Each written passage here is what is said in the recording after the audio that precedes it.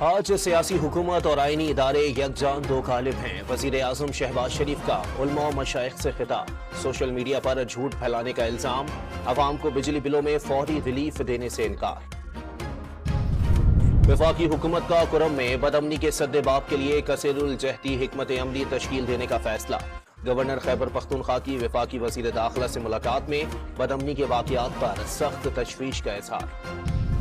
معافی مانگنے والے کے خلاف تمام ثبوت موجود ہیں، بانی پی ٹی آئی نے جی ایچ کیو کے سامنے مظاہرے کرانے کو تسلیم کیا۔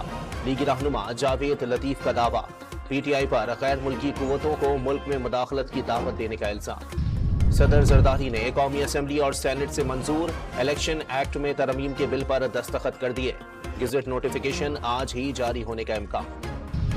جڑواں شہروں میں مونسون کا زوردار اسپیل، راولپنڈی میں موسلادھار بارشوں کے بعد صورتحال نازک، نالا لئی بھر گیا، سطح 22 فٹ سے بھی بلند، نشیبی علاقوں میں پانی گھروں میں داخل ہو گیا۔ بارشوں کے باعث سیالکوٹ کے نالا 1 میں اونچے درجے کا سیلاب، پانی کا بہاؤ 15,000 کیوسک تک پہنچ گیا۔ تلا گنگ میں برساتی پانی گھر کے تہخانے میں داخل، بچی ڈوب کر جاں بحق۔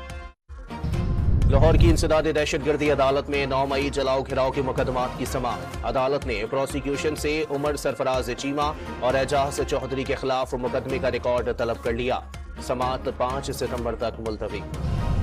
حکومت، اداروں اور عوام کے درمیان خلیج بڑھ گئی، شہریوں کے لیے بجلی کے بل ادا کرنا اب ممکن نہ رہا، معاملات ایسے نہیں چل سکتے۔ حافظ نعیم الرحمان کا راولپنڈی میں دھرنے سے خطاب۔ جماعت اسلامی کا آج سے ڈی چوک کی جانب مارچ کا اعلان۔